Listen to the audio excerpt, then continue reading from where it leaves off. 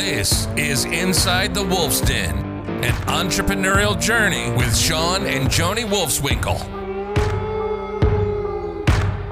Welcome back to Inside the Wolf's Den with your hosts, Shawn and Joni Wolfswinkel. Today we have a special guest actually in the house, Chang Bullock. How are you, Chang? Doing fantastic. Well, we are super grateful to have you in the studio today. So just a quick bio on Chang. Chang Bullock is a distinguished leader with over 3 decades of experience in the precious metals industry. As a co-founder and president of Minted Assets based in Cypress, Texas, Chang spearheads a new venture aimed at establishing itself as the foremost retail provider of precious metal coins and bullion from across the globe. Drawn on his extensive background, including leadership roles in multiple 200 million plus direct marketing precious metal companies, Chang is dedicated to implementing industry best practices in this exciting endeavor. Throughout his career, Chang has held influential senior leadership at C-level positions in both domestic and international companies, offering his experience to numerous major mints worldwide in the development, marketing, and distribution of their products.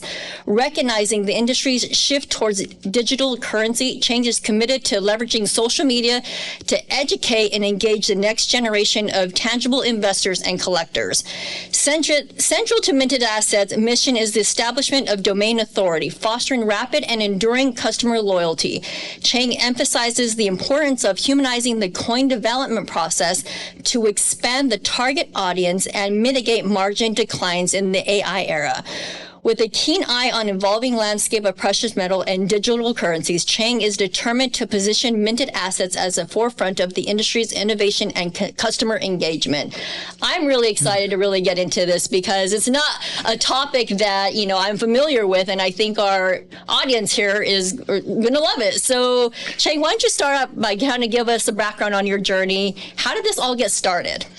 I think I started the way most coin collectors start. You typically have a grandfather or somebody that gave you a coin. And the same thing that happened to me when I was 12 years old. My grandfather gave me an Eisenhower silver dollar. And that always stuck in my brain as something that I got excited about because I was holding something that was of value in my hand. And then what happened was I went to school to be an electronic engineer, went into the engineering field, liked the work, didn't really care for the people. Sound familiar, Shawn? Yeah, engineers can be a little boring. Yes, I went to school for mechanical engineering. I'm in real estate. And discovered that I really enjoy engaging with the people aspect of the business so much more. So out of a whim, I actually started part-time in a coin marketing company, calling at night because I had college bills to pay. And so I started it and I loved it. And I quit my engineering job and I never looked back. So wow. for years I've been in the coin industry doing that. Amazing. Yeah. It's our audience is mainly entrepreneurs. A lot of them focus on real estate and real estate investing. And that's a lot of who we speak to. But we thought it'd be really beneficial to bring in somebody in the coin and precious metals because it's something I think, and correct me if I'm wrong, but even I'm speaking for Joni and I, like we have very little knowledge when it comes to, you hear about it, you got to diversify, you got to go into gold, silver, you got to, something that's going to, in your investment, if you're looking at your portfolio, something that is going to diversify yourself against maybe the stock market, other investments. And you always hear about, because of Robert Kiyosaki and all this about gold and everything. He touts precious metals all the time. And so that's, I think, where a lot of people hear it from is actually from him, but especially in the real estate space. So tell us a little bit about, because I just don't think a lot of our listeners know much about it. Yeah, go back to the basics. I think would be really fun. Explain the industry. Sure. How does the industry work? How do you say, hey, I want to get into this? Where do I even start? It's a great question, and it's a pretty broad question, and so I'll try to focus down a little bit. But I think the thing to start with is speaking to your audience, because you had mentioned that a lot of your audience is real estate individuals and entrepreneurs. What I love about coins and precious metals, it's a tangible asset, just like real estate is. I think a lot of people get into the real estate because they can touch it, they feel it, they know it's there. So true. It's right there. It's not a concept. It's not something in the digital space. It's there. It's real. And I got into coins for sort of the same reason. It's like I could touch it, I could hold it. The thing I loved about coins too was that you have this concept of wealth concentration, right? So a 1 ounce gold coin, a small coin that's, 38 millimeters in size, minimal $2,000 worth. So you can have a shoebox that's basically, well, there's my house. That's the equivalent of basically a house in real estate in a shoebox. And it's tangible. Nobody really needs to know you have it per se. That's always that story I get asked so many times when somebody finds out I'm in coins. Oh, my grandfather had this shoebox. That's like the first thing that comes up. Yeah, every grandfather had a shoebox of coins. And, I have to unfortunately disappoint a lot of people. Say, well, it's cool. Yeah. It's worth like $30. But, occasionally you run across something like that. But I think that concept of tangible assets, wealth concentration, portability, and the fact that it's part of the diversification strategy appeals to a lot of people. Because you're right. A lot of people have heard about, hey, you need to be diversified in other asset classes. But not a lot of people in the United States really truly understand about precious metals. And it's one of my missions is to try to educate people about what it is, what are the different categories. It's just like real estate. You go into real estate, you have commercial, you have residential, you have single family, you have multifamily. Precious metals is the same way. We have different categories of precious metals. You have bullion, which is stuff that is priced very close to the spot price commodities market trading. Then you have numismatics, where the simplest way I can explain that is like Mickey Mantle rookie card, right? Where you have the value of the card, but then you have all this added value because it's Mickey Mantle and it's rare and it's limited. So you have all these different categories, and within those categories, you even have world, US, you even have ancillary categories like paper money and ancient coins. So you have all these different categories that you can invest / collect in. And it's one of those things that's my mission is to try to educate the public about what that is, because there's not a lot of people that know it. Right. In international countries, because I've done a lot of business in international countries, when you go to Europe, when you go to India, when you go to China, it's almost second nature to them to go down the street. And if they want to buy gold, they can. It's like going to Walgreens. It's like wow. And a lot of people do. They accumulate those metals over time, and it's a popular gift in the Asian cultures. And in Europe, with their deep and rich history, they completely understand it as well because they've changed governments so many times. So their understanding of what is real wealth is precious metals, because that government changes. Guess what? That paper money in your pocket could be worth. Yes. Really isn't worth a lot, but this gold and silver always will be. Right. Yeah. So, there's a lot of questions.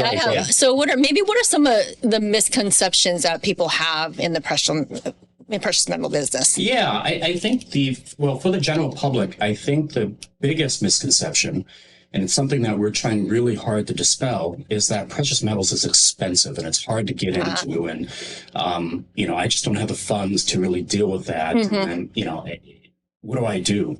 And one of the things that we're trying to do at Minted Assets is show people that you can accumulate precious metals as either an asset class or just collect it at a very reasonable price. A lot of our products, honestly, are under $20. And so you can start accumulating silver or gold for under $20 and just accumulate, much in the same way that a lot of people accumulate stocks on Robinhood. It's sort of the same as that concept. You put aside a little money each week, you can accumulate that stuff, and you can get into the different classes as a diversification strategy. Okay, nice. So when it comes to the numismatic, did I say that right? And more the, I guess you said this. What I'm getting at is more the collectible versus just the bullion. The bullion stuff. Yeah. So when you're, what do you as a novice investor in this space? Is it what do you recommend, and how do they? Because I guess when you look at collectibles, right?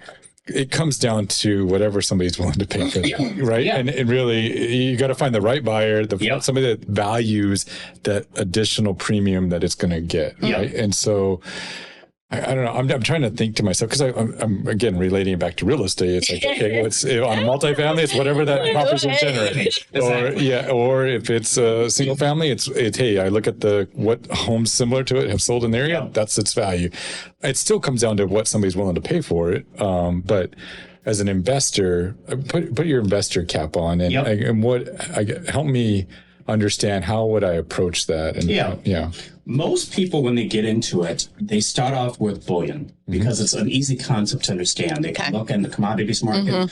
They can see how much gold and silver is per ounce. And bullion, the definition of bullion is precious metals that are traded at very close to commodities price. And so it's easy to get in. It's easy to see what the value should be, roughly speaking, with bullion and so on. And I always recommend to people when they get into and looking into how do you want to collect or accumulate precious metals, what is your strategy? What is your investment strategy? What is your collecting strategy? You know, if you're in it, for example, there's many people out there that believe the U.S. government is going to collapse. Right. Yes. Many people. And so for those people, they're looking for something like bullion that is always going to carry a set value, and it is portable, and you can probably liquidate it pretty darn quickly. Collectibles, however, and numismatic type items, not only have the bullion value attached to it, but again, you have all these other factors that can add value to it. And it's surprising, as many people that get into just collecting bullion and commodities type precious metals, I would say roughly about 20% of them at least start progressing towards numismatic. Because not only do they want that commodity's value, but they also start to understand and appreciate as they learn more and more why numismatic things are so cool. Even though it's a fairly small market per se, the market's been around, even in the U.S., for at least a couple hundred years. So there's an established core base of people who trade back and forth numismatic type items. So one of the misconceptions is, well, where do I sell this stuff? It's actually easier than most people think because there's an established market. The digital space like eBay and all those places have made it a lot easier. And there is a network of thousands of coin dealers. People don't really think that. There's literally once you look at it, there's coin dealers in the United States that will actively bid and trade on your items that you collect. So the misconception is a lot of times, one, people think it's too expensive, and they don't really know how easy it is to trade the material back and forth. Interesting. Something that when I think about coins and metals, I think about my like you mentioned, you started off with the grandparents. Is this a dying industry? Yeah. Does it make sense? Is it going to end when, and then the kids are going to be like, oh, great, these are a bunch of coins. What can I get for it? Just give me the money. Or is it the industry itself has really gone through a transformation over the last 5 to 10 years. If you would have asked me that same question 10 years ago, I would have been a little worried. I would have been looking at it going, our target audience is starting to die out. They're getting older. The younger generation is carrying around more credit cards and all that sort of stuff. But the transformation of the industry has really started looking at the younger audience and what they're into. No matter what happens, every generation hits a point in their life where they start to become nostalgic.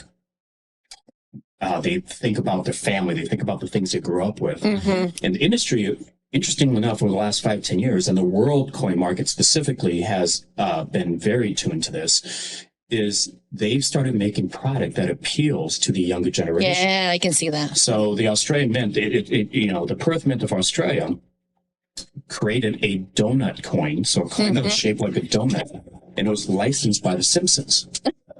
And all of a sudden, everybody who grew up watching The Simpsons were like, oh, donut coin. Yeah, and it sold out within hours. And it was one of those things when it first came out, even myself, who've been an industry expert, I looked at it going, a donut. But then all of a sudden I saw it sell out, and all of a sudden the light bulb went off. It's like, the younger generation. Totally. Yeah. And even right now, I'm working with augmented reality companies to instill augmented reality technology into coins, so you can take your cell phone and view over these coins, and it creates this experience with the coins because the younger generation value experience. So necessity breeds that ingenuity, right? Yeah. And so the coin companies, the mints around the world, and I've spent a ton of my time over the last 20 years trying to help these companies and mints evolve their way of thinking so Right. it can shape the way that they make products and appeal to the younger generation. How much in that, like, so let's take the example of the Simpson coin. How much value is in the coin itself versus, because it's a Simpson coin? And Yeah, it really varies a lot depending on the theme. So, for example, like some of those Simpson coins now, you're talking about a 1 ounce silver coin where the value of the silver is $25. Okay. But that first one now, several hundreds of dollars that coin trades for. Some of the early ones actually go for over $1,000. Okay. And so it really is the demand and nostalgia, the brand recognition of it that drives it. I remember when one of the coins that I was a part of distributing was this 8-gram silver Coca-Cola bottle cap coin. Licensed by Coca-Cola. It was shaped just like a Coca-Cola bottle cap. It only had 8 grams of silver, which is, not even quite a third of an ounce. So you're talking $10 worth of silver that was in that coin at the most. And I sold over 100,000 of those coins worldwide. Wow. And it was just one of those things that it just took off and did way better than even I was expecting. And still those things trade for a premium these days that people like it. It's Coca-Cola. It's a brand and it's something that they recognize. That's pretty cool. What about being attached to a government, like, so a government coin versus just Coca-Cola?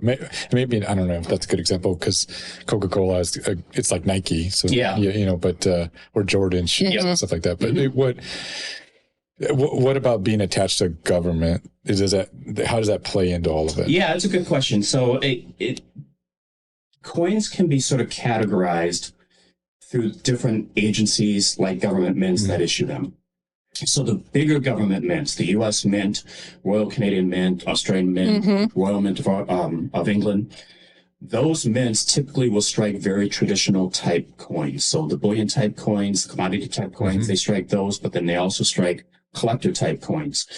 A lot of the smaller mints who work with a lot of these smaller countries started off being super creative with the coins, but now all of a sudden you're starting to see all these bigger mints from the bigger government agencies start actually being creative with their coins. The Mint of Australia, the Mint of Canada, they're all doing these innovative coins because they recognize very quickly that's what the consumer wants.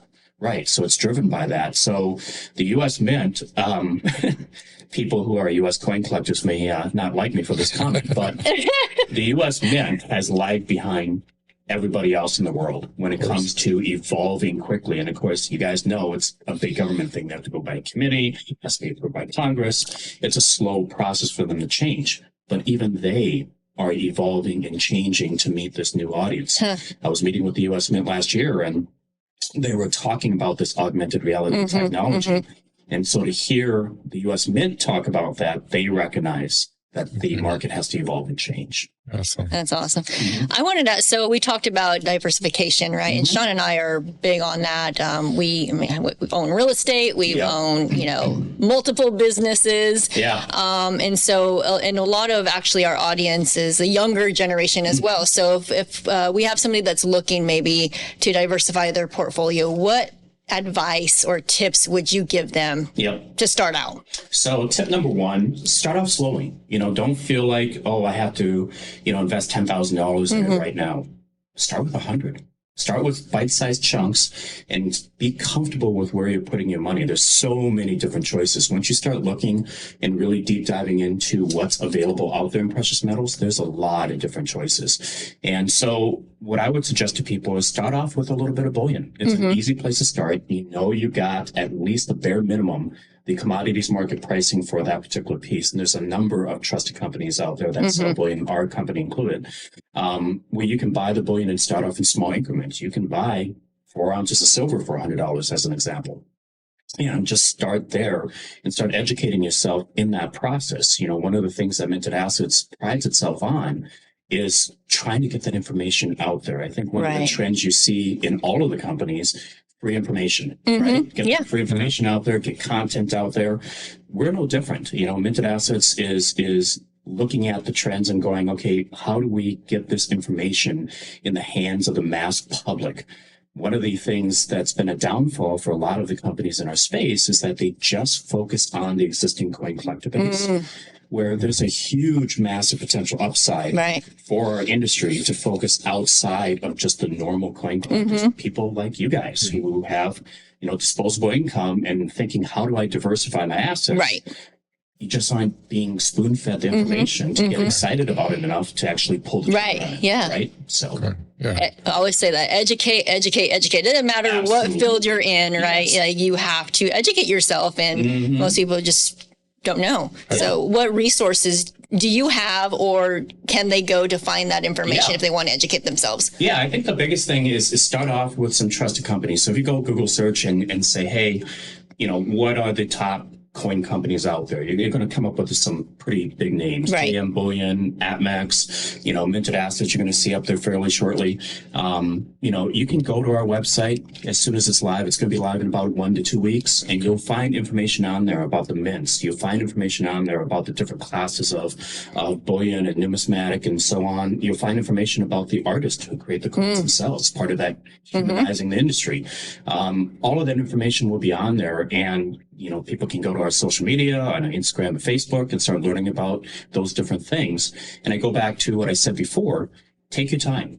Don't, the industry's been around for thousands of years. It's not going to disappear tomorrow. So it's not like, how should I say, Bitcoin or any one of those coins where it's like, if you don't jump on it now, you may miss out. Yeah, you might miss opportunity. Yeah, that's not what this is. So take your time to educate yourself, look at these various companies and leaders in the space, and just contrast, compare what you're seeing out there.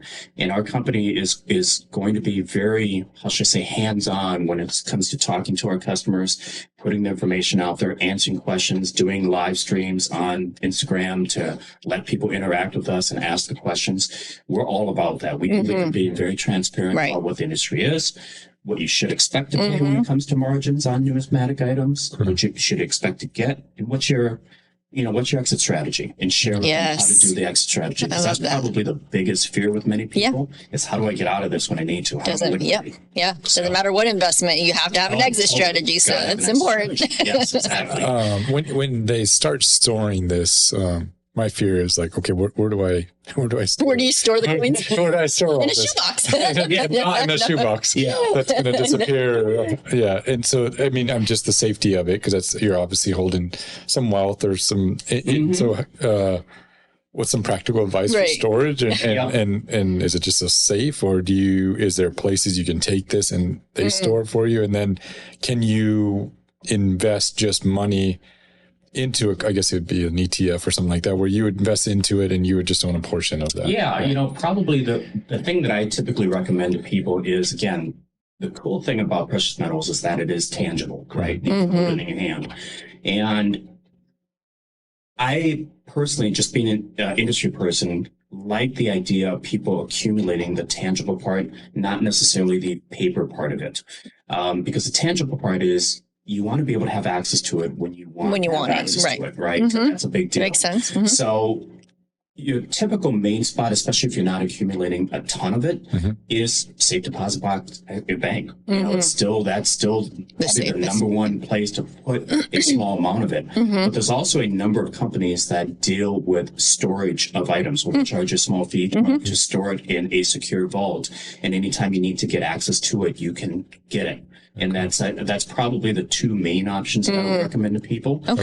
Is to start there, because then once you're comfortable with having enough the tangible part that you have easy access to, then you can start worrying about ETFs and paper gold and things like that. I always recommend to start with the tangible part of it first. Cool.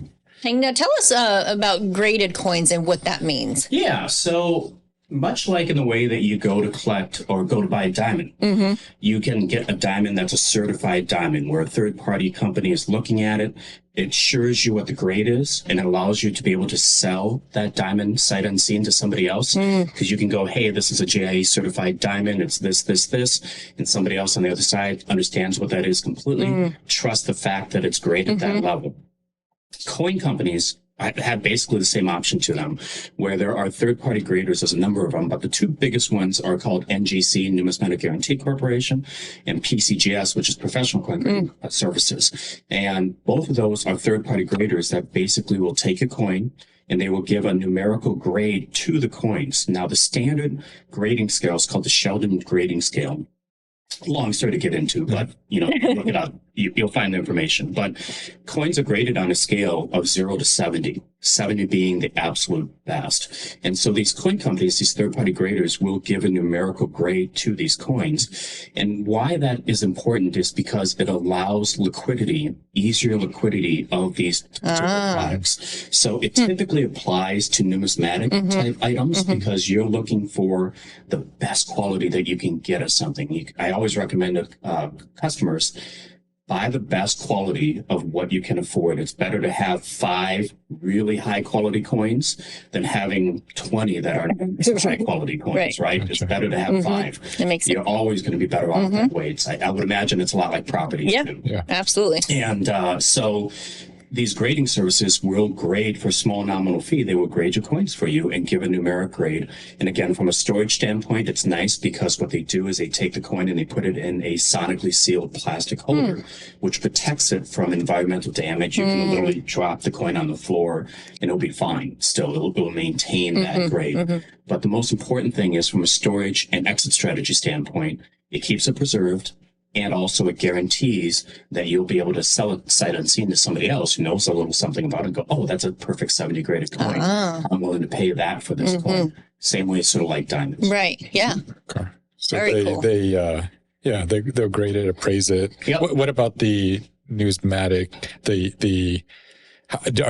they grade that based upon what they think the demand will be for that? No, the grading companies really don't put a grade to like what they think the secondary value will be or demand will be. Yeah. It's more just strictly condition. Yeah. Okay. So as far as demand and stuff is concerned, one of my recommendations is start to talk to people in the space like myself or other experts in the field and really start just asking us questions. Reach out to us, ask us questions. If you have questions about, hey, how do I know this is going to be in high demand later and so on? Coins, like properties, very, very widely as far as demand is concerned. Depends on the theme, depends on the metal content, depends on how many was struck, depends on the condition, a bunch of different factors. Again, just like properties. So, it's good to always have an advisor once you start to learn more. Certainly with the information that's out there on the internet, you can start to self-educate yourself. Yeah, right. But ultimately, once you want to put some serious money into this, it's better to always talk to somebody that's been in the field for a while. If I was going to liquidate some of my coins that were a grade 70 or is there 7? Yeah, 70. Yep. 70. What would the typical broker, what discount are they? Is there a range that they're going to typically buy that on? The answer it varies widely. It depends on the timing of the situation. Okay. Coins, just like anything else, different sectors of precious metals will cycle up and down as far as demand is concerned. And sometimes there really is no rhyme or reason why that cycles up and down. It's kind of weird in that sense that there might be times where this particular $20 gold piece from 1928 is in hot demand right now, and the price just jumped up dramatically over the last 2 months. And so that's why I say it's always good to have that sort of advisor that understands what's going on in the market, that's their full-time job to kind of watch this stuff. Okay. Because they will advise you, and a trusted advisor will advise you as to when a good time is to sell certain aspects of your collection. Over the course of my 30 years, I've probably helped thousands of people, try to acquire, then also liquidate and disposition their collections. Oh, wow. And most of the time, honestly, it's never a thing where I said, okay, you need to get rid of all of this now. Right. It's usually, hey, this one coin that you have, now's a good time to sell that coin. It's in high demand. There's a bunch of people that want it for whatever the reason. And so most people, when they go to liquidate their coins, if they're doing it the right way, it's never all of them. It's always piece at a time where they maximize the returns on what they do. And again, it's same with numismatic coins. Even though there's a collectible factor with numismatic coins, those go up, those go down. It just depends on what the market's going for at that particular time. And you just got to educate yourself. Right. Something that it has a small crowd following a certain theme may not do as well as something that is, say, a Coca-Cola coin that has a much larger collector base for those type of items. Yeah. How much is emotions involved with your clients? Like, do they get emotional with their? Yes, yes, and I think that's why. A lot of the bullion collectors, bullion buyers, will go into numismatics is because they see something that they like. They see something that they have an emotional attachment to. One of my very good friends is obsessed with the royal family. And she absolutely loves coins of the royal family. And there's no rhyme or reason to that. She just does, right? And so that's a thing that it's part of that human element of acquiring these things that drives a lot of what this market is. And so we as marketers and also people working with the mints are constantly trying to hit upon what those emotional ties are, because at the end of the day, there's value in that. It adds collective value to it. It adds, secondary market value to those pieces, is that emotional tie-in to whatever it is that theme. Just like real estate, get emotional over real estate as well, right? It doesn't matter what investment it is, right? Yeah. Same thing. It's funny how it kind of intertwines a little bit, right? Yes. Yeah. Yes. So what's your take on the future of the coin? And you've hinted or you've talked about some of it, but just tell us where's this industry headed, and where do you? I know you want to play a big role in that as far as the education piece, and I think that's awesome. I think there's a huge market like what you were saying, outside of the traditional investors that are already there. There's people like us that just have no clue, and have the income to invest, but we just don't know how to. We're naive to it. Also, we're a little or scared. The success or failure of the industry, and again, let me restate that the industry will never just completely fail. Gold has been a store of value for 4,000 plus years, so it's not going to go away anytime real soon, for sure. But the success of the growth in the industry is really going to depend on companies like mine willing to reach out to just the general audience. It's take the time and effort to educate the general audience, because here's an interesting fact. When you look at people who have a net worth of $10 million or more, you ask every single one of them, hey, should you have some precious metals in your holdings? All of them are going to say yes. Only 1% of them actually do. So you think about that sort of audience, and again, that 99% don't. It's not because they don't know that they should have it. It's because they don't really know how. So they just need to be educated about it, and they need to be given more confidence that they can make the right decisions in acquiring precious metals. And so it is the responsibility of people like myself who have been in the industry for a while to take the industry and push it forward and educate the public about what this is and give them all the details. Because again, in the age of Bitcoin and digital currency and so on, a lot of people into it. I'm not trying to rip on digital currency by any means, but it's sort of, it's an invisible concept, right? It's not tangible. And again, one of the things about real estate is that it's tangible. You can go to that plot of land and see it, right? You know it's there. And that's the same way with coins and Bitcoin and all of those other digital currencies. You can't see it. You just got to trust that it's there. Right. And I think one of the other things too is most people do not understand that that paper money that's in your pocket right now, that's not backed by anything. It's backed by the whole fact that you trust the government that it's worth something. Very true. Yeah. I don't want to be talking about CIA here, but it's not really backed. It's backed by the trust in your government. Correct. And you ask any European country, how much do you trust the government's going to be around forever? They're going to tell you 0, which is why, a lot of them understand the precious metals way better than the people in the United States, because we haven't gone through multiple regime changes, country name changes and stuff like that. The rest of the world has. And so if history repeats itself, which it always does, at some point, when do Americans wake up and realize that the tangible assets is really where you want most of your money to be? And again, it's one of those things where for me, it's like when I go to sell coins, I tell people, look, you want to buy what you like. I want to educate you, but ultimately buy what you like, because you want to be happy with your purchase. You never want to have remorse about what you buy, right? So buy what you like. And it's really not about necessarily whether or not you're going to make a return on it, but it's exchanging money that really isn't backed by anything to something that you really enjoy and like. And that's what's going to bring you ultimate security and joy. Love that. I believe I know the answer to this, but I want the audience to hear you speak on it.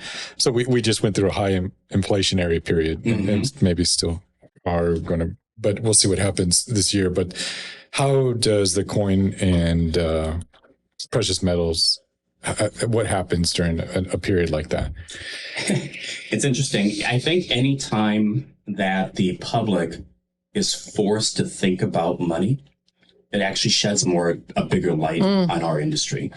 Because, when times are good and you feel like you're secure in your income, you don't think about protecting yourself very much, right? But when there's a high inflation, or there's a crisis, or there's a big political upheaval or whatnot, that's when you start to think about financial security. And the beautiful thing about entrepreneurs is they're always thinking about financial security. That's very true. So, your audience is the perfect audience that should be into precious metals, because when you accumulate precious metals, you're adding a little bit more security each and every time to what you do. So, to your point, anytime inflation spikes up, or anytime there's some sort of major crisis, it's always good for us. It's a good thing. It's always good for us. The same thing with stock market trends, correlations. And it's the stock market. It's kind of interesting, because a customer of mine was asking me about this recently. He goes, well, when the stock market goes up, doesn't gold go down, and so on and so forth? That's not really true anymore. A lot of the people who have the big money do understand the diversification strategy. So a lot of the money that's going into precious metals is also going into stocks, because they're diversified. Right. We just need way more of the mass public to understand that and get diversified as well. I agree. Yeah. So my question to you, and I kind of know the answer to this, but one of the things that we ask our guests, like, what's your next? What are you looking to accomplish in this industry, maybe in the next 5 to 10 years? So my number one goal, quite frankly, is to see this particular market and target audience expand by at least a 3-fold shot. That's really sort of the number that I have in my mind. Because right now, when you look at our market, it's hard to get a exact gauge on the size of a market, but it's probably about a $10 billion market. And it could be so much bigger than that. It could be so much bigger than that if people truly understood the pros of having tangible precious metal collectibles and assets in your holdings. So if it does that, and I know I had a part in helping expand that knowledge and helping grow that base, I'm going to be happy about that. Yeah. Because one of my social media posts is I talk about what makes this industry so exciting for me, and why I love it so much is the people that are involved in the industry. And so I definitely have a mission to make sure that this industry continues to grow, so the people that I care about in the industry continue to get to do what they love to do. And, I have pretty strong ideas as to what I think the industry needs to do to grow. And part of it is definitely education, but the other part is humanizing it as well. We're all talking about how AI, is going to take over so many different parts. And in some ways, it's great. Don't get me wrong. A lot of technology is always great. But in some parts, what I don't want to see happen in our industry is that people all of a sudden just think that a coin, and a collectible coin, just can be made by some AI generated thing. Right. You miss the whole human element of how the coins and stuff are made. And when you go to buy a painting, as an example, a lot of times you're concerned about who that artist is. Right. I go to you and say, hey, I have a Picasso over here that I want to give you for free. You wouldn't care what Picasso looks like, right? You'd say, hey, I want that. In the coin industry, we can evolve some more, because in the coin industry, a lot of coin buyers don't even think about who the artist is. And there's some really talented artists in our field that are generating some fantastic work. And so by humanizing it, what it does is it makes people appreciate the artistry that goes into the creation of those coins. And it also starts to bolster the secondary market values of those coins that are done by those individual artists. So I think the coin industry, one of the ways that it can evolve, is that more attention is paid to the human side, where all of a sudden people start to become interested in collecting and accumulating precious metals that are done by certain particular individuals. And I think that's important. It's amazing. Is there any regulation in this industry? For sure. Yeah. There's a ton of regulation. So in the United States, there's certainly a lot of government regulations about what kind of margins you can sell things for and so on. There's all sorts of FTC, telemarketing rules and things like that. There's certain things you can't say, certain things, certain margin profiles that you're not allowed to preach investment on. So there's a lot of protection steps in the industry. I was actually involved because I commute back and forth between Minnesota and Texas, and I was actually involved in some of the regulations that the state of Minnesota enacted in place to help protect the consumer. And I felt that was actually a good step forward because you don't want to destroy your collector base by doing, how should I say, things that aren't the right way of doing business. Right. So, Which goes back to the point of educating and find somebody that really understands the press, just like anything, right? Is there licensing within the brokerage or anything? Yeah, I mean, there isn't a widespread nationwide sort of licensing thing just yet. Okay. Will it come? Probably. The state of Minnesota has it where anybody who sells more than $5,000 worth of coins have to be licensed with the state. And so I'm part of that and so on, where, they do the whole background check and, and you're registered, and so they know who you are. And so if you're reported to the state, they can investigate you and all that sort of stuff. And I think that's a good safety net for a lot of consumers who are looking to get into precious metals. So I would actually, in a lot of ways, welcome that to come, as long as it's done the right way and doesn't restrict the growth of the industry. That's great. So a question we ask all our guests that come onto the show is, if you could go back into your early 20s, was just like yesterday, right? What advice would you give yourself? Oh, boy. Actually, I'd answer that several different ways. It's funny because your show is really focused on entrepreneurship. We have a ton of entrepreneurs here. And I spent the majority of my career in the corporate world. I really wasn't entrepreneurish until literally just now. I was certainly in my younger days, the whole lawnmower business and all that sort of stuff, right? I did all of that sort of stuff. And it certainly intrigued me. I was a child of the 80s. So Alex P. Keaton, and wore 3-piece suits to school. I was all about the movie Wall Street, Get-Go, Greed is Good, all that sort of stuff, right? But I went into the corporate world for a while, and then I came out of that, and I wanted to become my own boss and then try to create an environment that fosters all the good things that I've learned, over the years. So from an entrepreneurship standpoint, what I would try to tell people, and if I was my younger self, is one, understand your worth. I think a lot of times when you go into the corporate world, what makes you scared to try to go off into entrepreneurship is you don't understand really the value of what you bring to your particular industry. Yeah. And it took me personally a long time to appreciate that. I had to have literally a number of people in the industry that go, Chang, why aren't you doing something on your own? You could be doing this, that, whatever, before I go, yeah, you know what? I should be. Yeah. And there's things that I can bring to the industry that it hasn't seen before. So understand your worth, understand what you bring to the environment. I think that's the number one rule. I think the number two rule is understand too, for me, if I could tell myself at 20, don't always think that your loyalty to any one particular organization means that loyalty is going to come back to you. Right? And I'm not saying that you should be jumping new jobs from every year and stuff like that. But I think a lot of people avoid entrepreneurship because they feel like, oh, this company values what I do and this and that or whatever. Entrepreneurship is wonderful because in the sense of you get to go out and do something you're passionate about, and it's for you and it's for your family. And you get to create something that you can create an environment that you want to create for your company. Like I'm sure with your guys' teams, the beautiful part is you get to treat your teams exactly the way that you want to treat them, right? Right. I've gone through a lot of corporate environments where it wasn't necessarily that way all the time. Right. And there are times where I've had in my adult career where I look back and I go, the times that I really enjoyed is when the organization had a strong leadership. The organization